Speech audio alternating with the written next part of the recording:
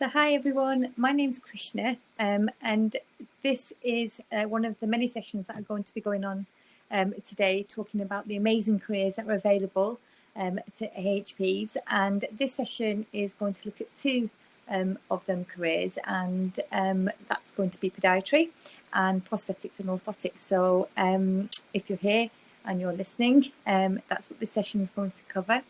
I'm going to go through podiatry, and my colleague is going to go through prosthetics and orthotics, and at the end we're going to take some questions, and that's how we're going to go. So we're going to start. So welcome everyone, thank you for being here. And like I said before, I'm going to talk to you a little bit about a career in podiatry. So what is a career in podiatry? So what is podiatry, and what do podiatrists actually do?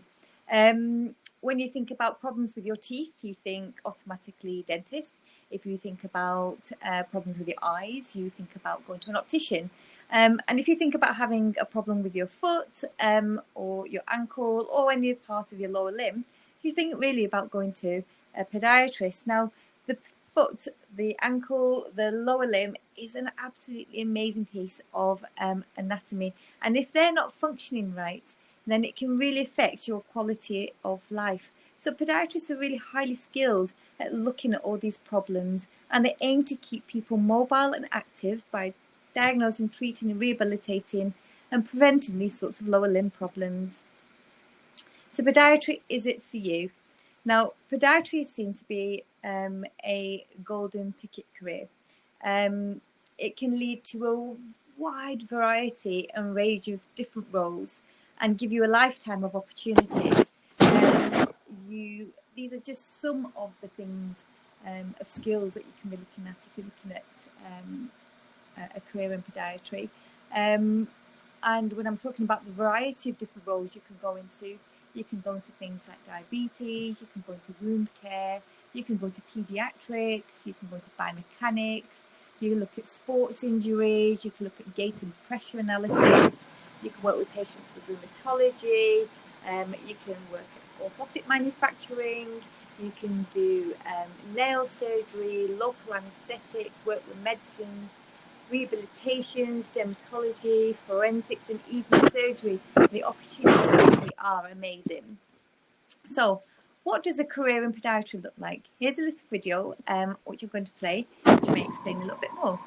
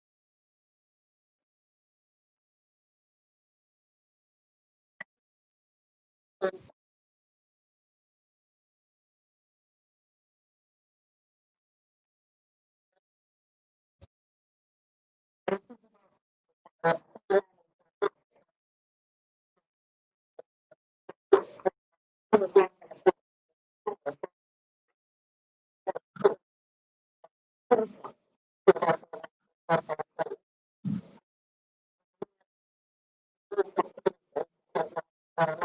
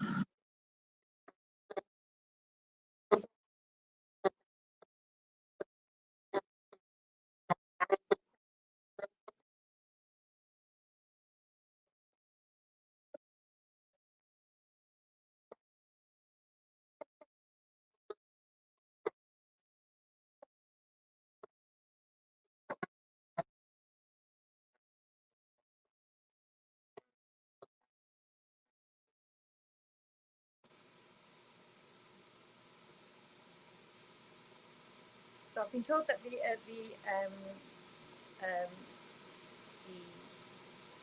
the video is a bit fuzzy and you can't hear it properly. So my colleagues shared the link to the YouTube video on the actual chat, which you should be able to access for a little bit more information.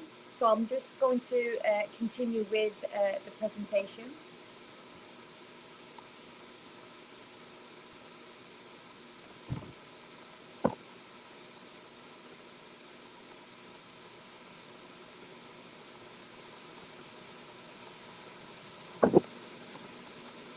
So I'm carry on, best laid plans and all go to pot. So who am I? I am Krishna, and this is just a little bit about me. I'm originally from Manchester, and yes, I support the Reds. I'm a mum to these two gorgeous boys. I love shopping. I love my tea and biscuits, and I love cooking Indian food and feeding everyone that comes to my house. And currently, I live in Wellingborough. So what am I? So this is just a little bit about my career journey in podiatry, how I started and where I've gone, and the actual path that I've actually taken. So my career actually started when I was the age of 7, when I went to a podiatrist myself, and the lady, I was only 7, the lady was absolutely fantastic. She restricted my blood with acid. I went in with pain and I came out without pain, and that actually had a profound effect on me, and it really got me thinking about doing a career within health. So I wanted to do a career which was going to make a difference to people's health, and I wanted to have a vocational degree, and I needed something that was going to allow me to utilise my love for sciences, because I really do love biology, chemistry and physics, and podiatry actually covers all of those things within the actual degree. I also was really interested when I looked into podiatry to find out that there is almost 90% employment for all students who are who graduate within 3 months. So that was really, really appealing for me. The other things I liked was the fact that you could work privately, you could also work within the actual NHS, and there was a flexibility within the job that you weren't stuck to shift work. And all of these things together, accompanied with the fact that I've got this fascination with how the body works, really made me look into a career of podiatry. It also helps that my older sister is a podiatrist, so she was also a huge influence into me going into it. So I've had a really, really varied career. I've been a podiatrist for nearly 20 years. I've never been without a job, and I've worked within lots of different areas. So I've worked as a community podiatrist, and I've managed to move around the country, and I've always had employment. Currently, I work in the NHS as a high risk and diabetes support specialist in Northamptonshire, but I also work as a lecturer at the University of Northampton in prescribing. I've also worked with my professional body, the College of Podiatry, and lots of different podiatry projects, which has been really, really interesting and really developmental for myself. So overall, my career has been really varied. No 2 days have been the same, but I've also been able to progress as the years have gone on. So where am I at this moment in time? So there is a clear progression route within podiatry, within any profession, and I currently am an advanced podiatrist working at the moment in NHS. And I deal with patients who are high risk and have got diabetes, because I realised quite early on that I've got a love for wound care, and I followed my passion and started working with patients who've got diabetes and high risk foot wounds. And it might be a bit gooey and gruesome for some people, but I absolutely love it. I work as part of a multidisciplinary team with lots of different health professionals, radiologists, vascular surgeons, diabetologists, and I'm an integral cog as part of this huge team. I also prescribe medicines, and I went on to do my independent prescribing, which has really revolutionised the way we treat our patients. I assess vascular. The good thing about podiatry is that you're trained to use injections at undergraduate, so you come out and you've been able to do minor surgeries and use LA to the foot, which has been most useful. So we can do minor surgeries, you can do nail surgeries. I'm able to request x-rays and offload and cast. And there's so much that you can actually do within the role. I find the job really, really interesting and challenging at times, but these challenges are really good because it keeps you interested in the role. I'm able to holistically manage these patients, and I've got a really amazing team around me that help me keep these patients from being an inpatient in hospital, and we are saving limbs and saving lives on a daily basis, which is really, really good. So if you do want to get into podiatry, there's lots of different routes you can actually take. So if you're coming straight from college, which is what I did, you can go via the A-level route. So you need to have 3 A-levels and you can take that route. But if you want to take a different route, there are lots of other things available. You can use the apprenticeship route, and obviously there are 2 universities, Huddersfield and Brighton, who do the apprenticeship route for you to be able to access. So you can work, earn a salary, and also train to be a podiatrist. And if you've got a science degree already, you could consider doing the pre-reg MSc route. So there's lots of ways of actually accessing a podiatry career. Where to study? There's lots of universities dotted all around the 4 nations, and I'm sure wherever you are in the country there will be a university close by, or if you want to go further away, where you'll be able to actually access the course. So what does the actual course look like? It is split over 3 years, and it's really interesting, practical and hands-on from day one. In Scotland and the Republic of Ireland, it is a 4-year degree. In UK and in Wales, in England and in Wales, it's a 3-year degree. And within the year 1, you'll be looking at anatomy, physiology, clinical studies, pathology, and professional practical studies. And this is where you're really getting your feet on the ground and you're doing lots of hands-on. I loved my first year at university. I remember going to do the cadavers. I remember the anatomy part of things really was amazing. Year 2, there are clinical placements, podiatric medicine, specialty clinics, pharmacology, research methods. That's year 2. Again, along the way, you need to have all over the time 1,000 hours of practical experience. So you're learning the theory and putting that theory into practice from day 1 over these 3 years. And obviously into the final year, you're looking at sports pediatrics, nail surgery, you're doing your dissertation of research, clinical studies, and also looking at the foot at risk. So this is just a quick whistle-stop tour of what the course actually looks like. So if you do want any extra information, here's some links that we'll put on and we can share them in the chat later on.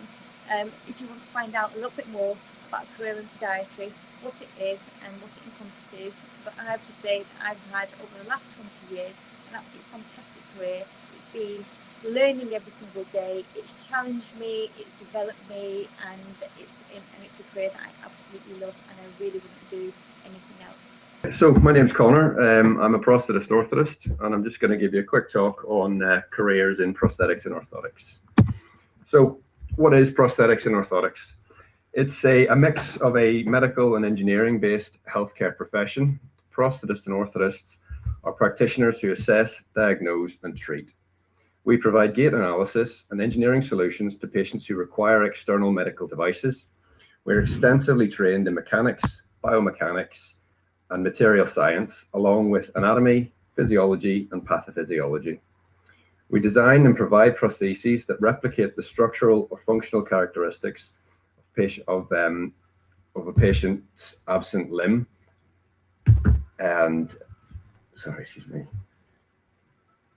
patient's absent limbs, and we design orthoses that modify the structural or functional characteristics of the patient's muscular and skeletal systems.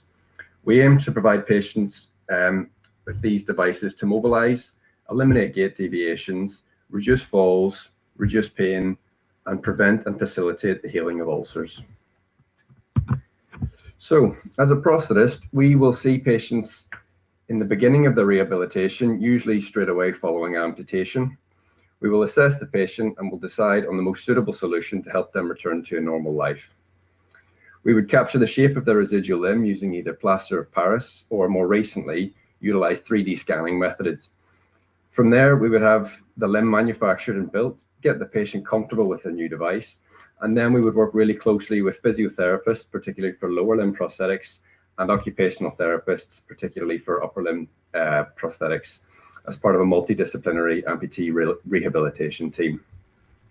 An orthotist would treat patients with a wide range of different conditions, including diabetes, arthritis, cerebral palsy, stroke, spina bifida, scoliosis, MSK conditions, sports injuries, and trauma.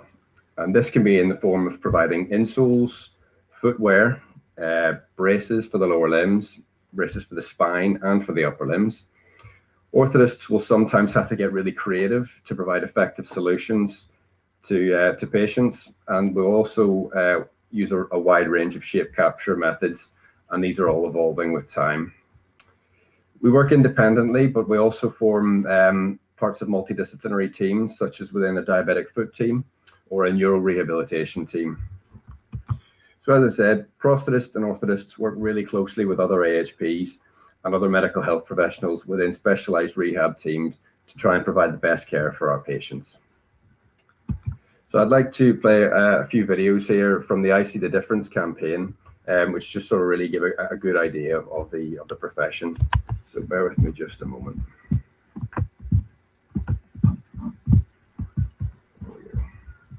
This is my first prosthetic leg. It's the first time I've done sockets before, but it's the first time I've followed a patient through from primary right the way to this casting kind of socket, this socket, and this prosthesis. And it's the first time that patient has actually walked since the amputation, and it's a big moment. Like, it's their first step, essentially. To be there is really, really special. Knowing that you've actually been able to make that happen. During the course, I go on 2 4-month placements, one with the orthotics and one with the prosthetics. And it gives you a chance to immerse yourself into the career and get to know people. I'm really looking forward to qualify. I can't wait to start working in a new environment in a big hospital somewhere. You're making a massive difference to people's lives, like massive. A lot of these people quite often aren't able to ambulate and aren't able to have a normal life unless you are able to create that for them. Prosthetics is replacing something that's been lost, like your leg or your arm. And orthotics is supporting something that's not working very well. So prosthetics would be replacing your leg with an artificial one, and orthotics would be supporting it with a brace. The most important thing about being a prosthetist or an orthotist is to see how you're helping somebody in the long run and the smile you get back from them at the end of the treatment. I see the difference when I watch a patient walk out of clinic having not walked in.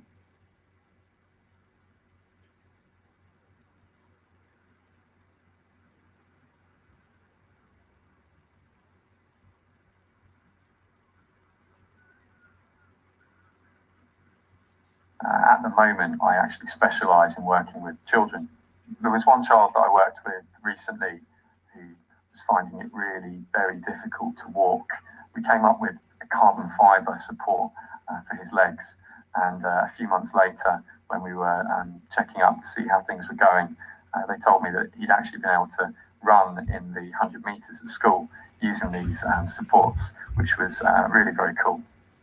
There's not really anything that I'd rather be doing. It's just such a fascinating blend of working with people, design skills and problem solving. I think the difference between prosthetics and orthotics and other health careers is really the design element. It's the fact that every day you'll be looking at things from a mechanical point of view and trying to design something which will help make somebody's life better. I've definitely spoken to so many people who've come and looked at our hospital, at our clinic and our workshop, and they've just said to me, I wish I knew about this when I was choosing my course.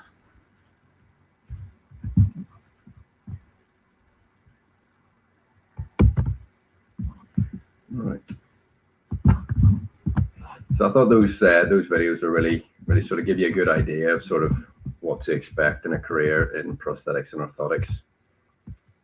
So just to give you a little bit more information about me and my career so far. I'm Connor, like I said. I'm Northern Irish, hence the picture at the top there with my favorite drink.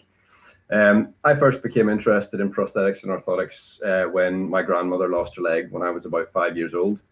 And seeing how her prosthesis made her sort of day-to-day life easier for her inspired me just to want to look into how I could get involved in helping others in the same way.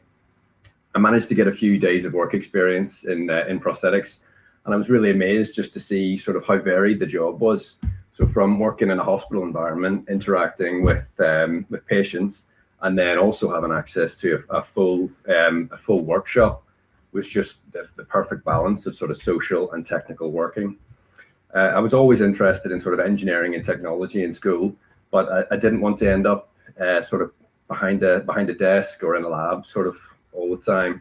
So this was just an absolute no-brainer, this career. I studied in Glasgow at the University of Strathclyde, and I graduated in 2017. Since then, I've been working as a dual practicing prosthetist orthotist in Sheffield, mainly focusing on lower limb prosthetics.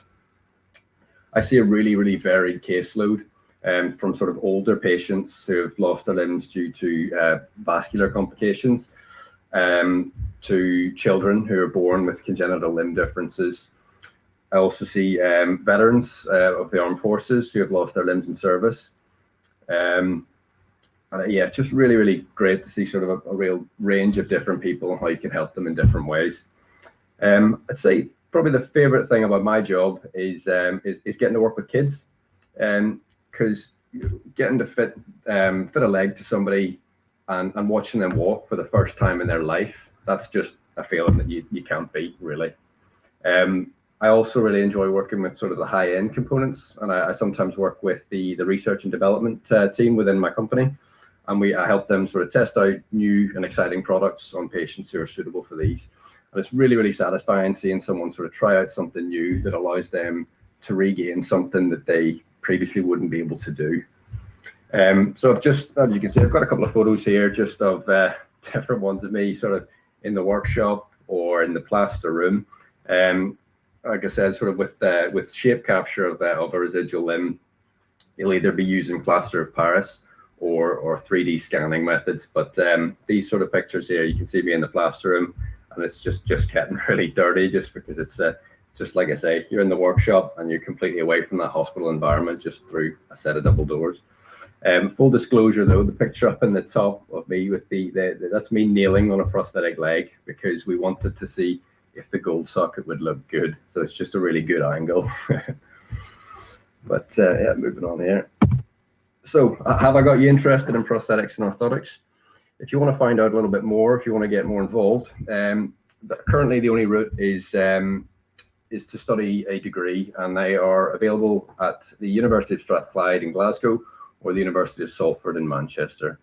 In Salford, it's a 3-year course. In Strathclyde, it's a 4-year course, and they both have practical placements within the final 2 years. But this is currently changing. There is an apprenticeship in development at the moment. I'm involved with our professional body at the moment with developing that. It's not quite ready yet though. At the moment, there is actually an international shortage of prosthetists and orthotists. So your career prospects, both within the UK and abroad, are really good. And a degree from the UK is, it works pretty much everywhere in the world. So there is scope to move away and work abroad. To find out a bit more, obviously you can go to the UCAS website. There is some information on prosthetics and orthotics, but you can go to the websites of Strathclyde and Salford, and there'll be plenty more information there on the course. Other resources, BAPO, which is the British Association of Prosthetists and Orthotists.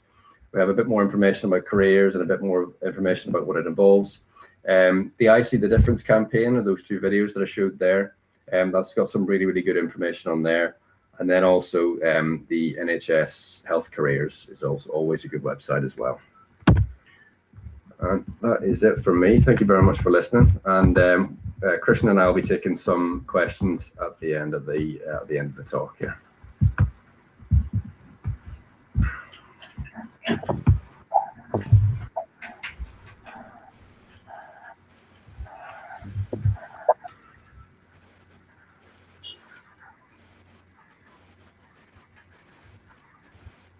So I can just say a question there for Murray, and as a good back to medicine, it's a very, very different course. I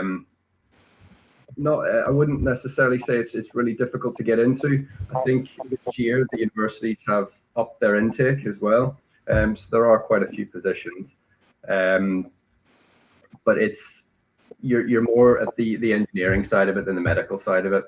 You will be working obviously with a multidisciplinary team, so it is really interesting getting involved in that aspect of it as well. But yeah, it's definitely a good option. So it's from Bev there. How is tech? So the technology is always moving on. So like I said, with the 3D scanning, that's sort of the main thing that's changed in the last few years. Where we would always previously have taken a plaster cast to somebody's residual limb to make an artificial limb. We would now that would be quite a messy process, obviously, because you're getting the plaster all wet, and so not everybody finds that comfortable as well. Whereas with the 3D scanning, we just sort of mark them up, get the scanning device, which is handheld, that goes around the limb, and then I've got this model on screen, and I can do everything that I would have done with my hands and plaster. I can do it on screen in less than half the time, which is really making it quite a lot faster for us as well, which means we can see more patients, and it is fantastic how that's improving.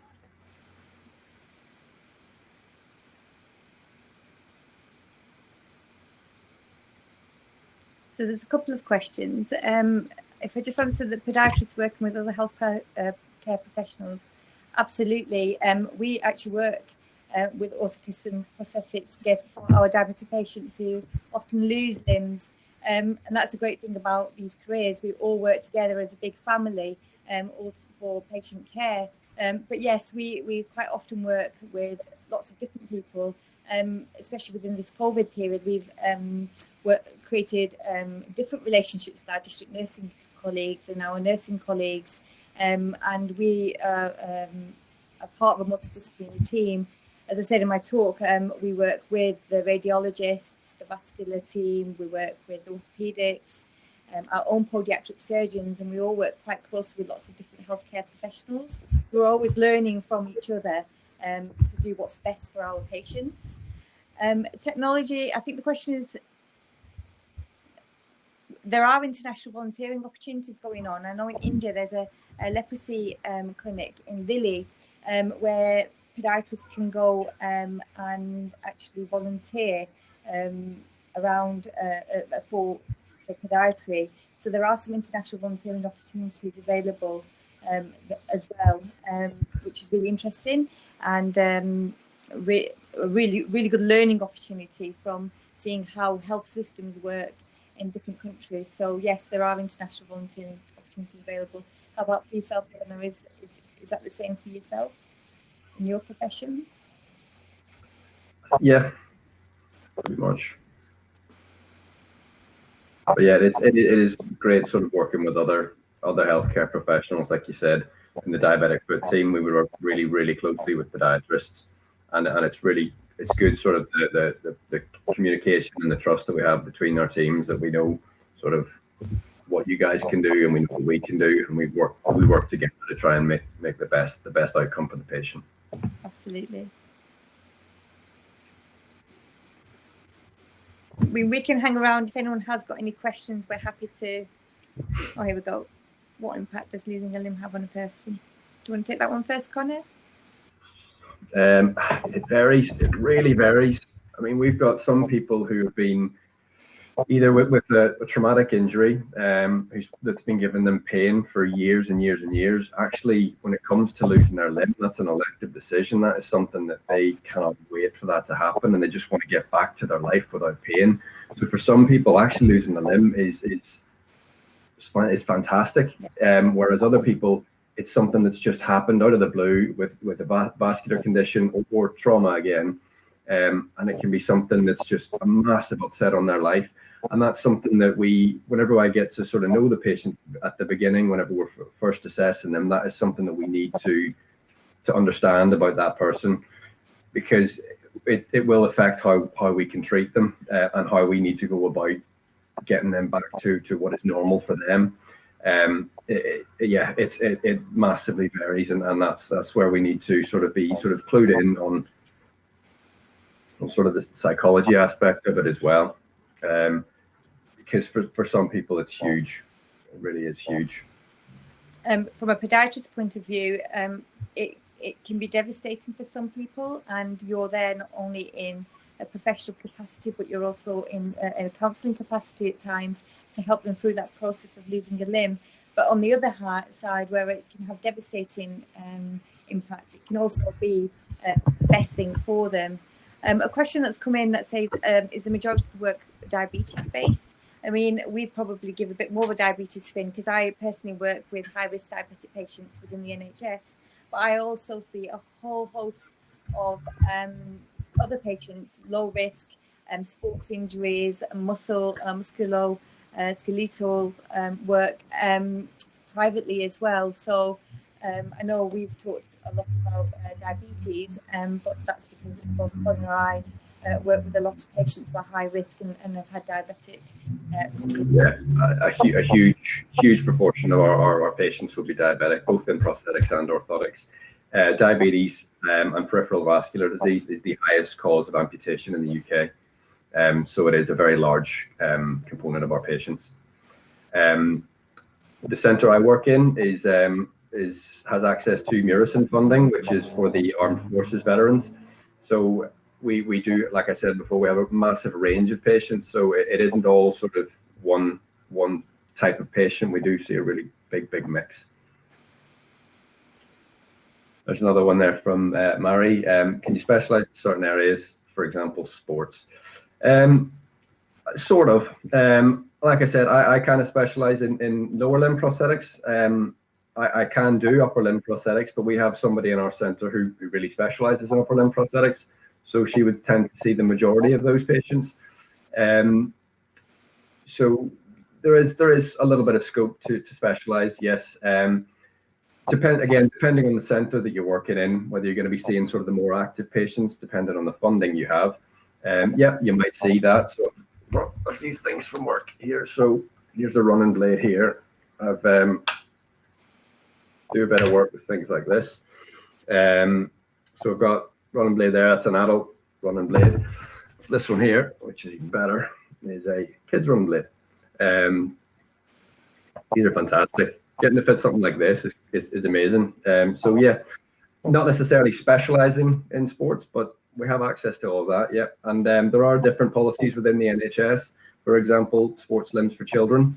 So that way we can actually prescribe things like this a bit more often, which is really good. So yeah. And if that were aimed at as a podiatrist, you can specialize in MSK problems to do with sports injuries, or helping runners run more efficiently and prevent any sort of lower limb injury with the distances, with orthotics. So we can do all of that with biomechanics. So yeah, we can definitely specialize with sports with podiatry. And also, again, in both professions, podiatry as well, working privately, you're going to be seeing sort of that sort of side of things a little bit more as well. Somebody's just said there, MSK, that's musculoskeletal conditions. Sorry, acronyms. There's lots of acronyms to learn. There's another one there, prosthetists and orthotists involved in the rehabilitation work. Yes, so I will see patients from, in prosthetics, I'd see patients from an amputation, do the assessment, make them a limb, see them to fit the limb and get them walking on that. So I'm part of the really early rehab stage and making sure that they're comfortable. And then at that point, if it, like I said, if it's lower limb prosthetics, we'll be working really closely with the physios. So I'll do a bit of sort of gait training, and gait is walking, so how you walk. And we'll be doing a lot of sort of analysis on how the patient walks and anything that's not quite right. And that's when we're doing lots of little tweaks to make sure that we can get that as good as we can get it before they go off and have some more physio. So we're really involved in the rehabilitation process. Yes. So that's one for you. Yeah, working in forensics, there is. You wouldn't think podiatry and forensics, but when I was studying, I was really lucky to have a forensic podiatrist who was working within forensics, and lots of his work was around forensics. And he actually published, this was few years ago, how a footprint in the mud, and they used this footprint in the mud and how this footprint in the mud had been done, and they were able to find the perpetrator from this robbery from this footprint in the mud. So forensics is really interesting aspect of podiatry as well. And certainly podiatrists are, I know my colleague Jill, she's worked in festivals as a podiatrist. We work within the London Marathon as well, with treating all different injuries to do with the lower limb and the foot. So yes, it's really varied. Podiatrists can work in lots of different areas as well. There's a sports, think disability sports and Paralympics. Did you read that one, Connor? Yeah, I mean, again, same sort of thing. If you're working, you can. We've quite a lot of in Sheffield. The Paralympic training grounds have sort of moved to the English Institute of Sport, which is based in Sheffield. So we've actually quite recently got a lot of the wheelchair basketball team come for their prosthetic treatment in Sheffield. So yeah, we would do a bit of work with that. But obviously, I work in an NHS environment. I'm not employed directly by the NHS, but I work for a private company that are contracted for an NHS service, which is quite common in prosthetics and orthotics in England. So I wouldn't necessarily be doing all the sort of the sprinting things like that. That would be more private, but there's definitely scope for me to do that in the future. If I wanted to work a bit more in sports and with the Paralympics. Somebody I studied with, she worked at the Paralympics, and she absolutely loves that. She's quite heavily involved with amputee skiing as well. So yeah, there's really broad scope of different things that you can do. In terms of job aspects, there's a huge demand for podiatrists, both in the NHS and privately.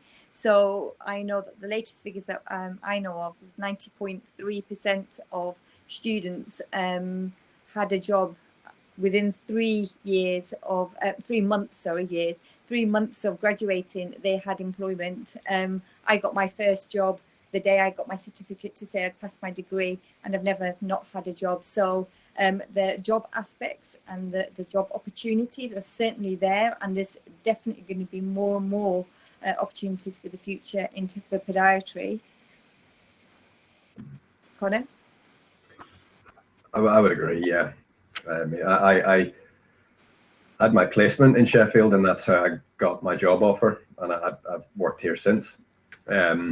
So your 4-month placements in prosthetics and orthotics are almost treated like an extended job interview. and we're quite a small profession, so everybody knows everybody. So there's definitely jobs out there at the moment as well. And like I said, there is an international shortage, so we need more prosthetists and orthotists. What it feels like to prevent an amputation and save a life. It really is one of the most satisfying, most amazing, exhilarating feelings in the world. And then normally a Friday afternoon patient, sadly, when they come in and they've got this limb threatening infection, and you need to get them into hospital, you need to get them onto IVs, and you're just getting all of the management and everything together for these people and these patients. You just want to do the best for them, and you come in on that Monday and you've made the right call, you've got them the right treatment that they need, and you've saved them from having an amputation, ultimately saved them from a life. I mean, I guess because I see it quite regular within my job, and when that feeling you get when you've saved a life is just it's like no other. It really is so satisfying, the job satisfaction you get from actually I've managed to do that, and the impact that has on patients. And patients don't forget. I've treated some patients 15 years down the line. I've had patients' family send in thank you cards for all the care that they've received, and the fact that their loved one has passed away with both their limbs. It really is such a fulfilling feeling, and it is the best feeling, and it does give you a bit of an adrenaline rush high to think that you've been able to do that for a person, that impact you've had on that person, and for the rest of their managed to save their life. It really is. My latest one was he was a 92-year-old, and his family were just incredibly happy and really, really thankful that I made the right call at the right time. And he came to see me a month later and said, "Oh, you sent me into hospital, but thank you for making that decision, because I'm still here and I wouldn't be here if I wasn't." So it really is the best feeling in the world. Another one there from Ebony. How much scope is there for innovation when working within the NHS? Loads, absolutely loads. Every patient's different.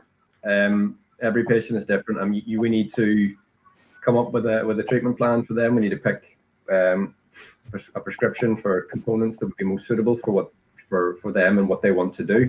So, for example, I had a patient a few weeks ago in for his first ever appointment, and one of his main things that he was struggling with was getting in and out of his shower with only one leg, and he wanted to make sure that he could do that again. And fishing. I was not thinking he really wanted to get back to fishing. So whenever I was sort of thinking about what would be the best thing for him, I've gone for a foot that's completely waterproof, something like that. And whenever I told him what we've gone for here is completely waterproof. So if you want to get into the shower, don't need to worry about this getting wet. If you're going fishing and you slip in or anything like that, doesn't matter. And he actually burst into tears. He was more concerned about being able to get back to doing those things than anything else. So yeah, you're constantly thinking about how the best way to treat that patient. So you're always thinking about innovation, sort of what would work best. And like I said, I work quite closely with the research and development team, and I'm actually on Monday I'm fitting a foot that I can't really say much about because it's not being commercially released yet. So that's really cool. So yeah, there's lots of that, even within the NHS. So yeah, it's definitely lots of that. Yeah.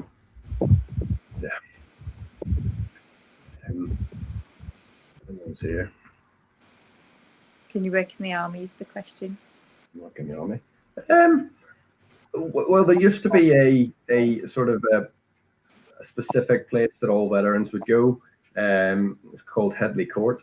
But since the launch of the Murison funding, there are multiple prosthetic clinics around the UK that have access to this funding for the veterans.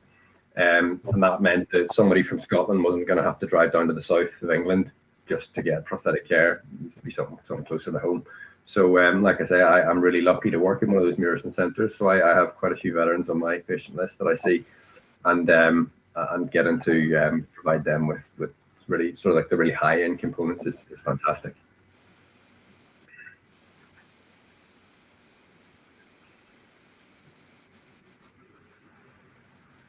I think that's the end of the questions, and I think that's the end of our time as well.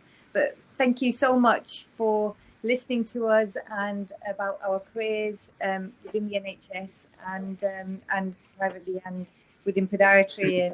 And if you do have any further questions, please do put us into the chat, and we will hang around and answer. But if not, we'll pass you over for the next session. Thank you.